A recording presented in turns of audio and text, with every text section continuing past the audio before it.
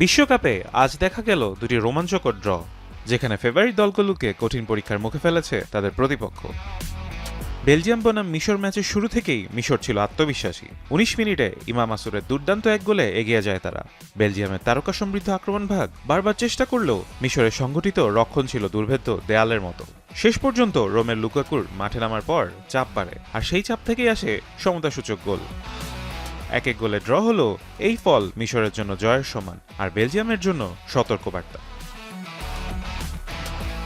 আরেক ম্যাচে কাগজে কলমে উরুগুয়ে ছিল অনেক এগিয়ে, কিন্তু মাঠের গল্প ছিল ভিন্ন। প্রথমার্ধে গোল করে সবাইকে চমকে দেয় সৌদি আরব।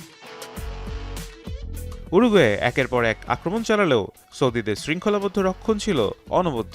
শেষ দিকে উরুগুয়ে সমতা ফেরালেও সৌদি আরবের লড়াকু মানসিকতা দর্শকদের মুগ্ধ করেছে।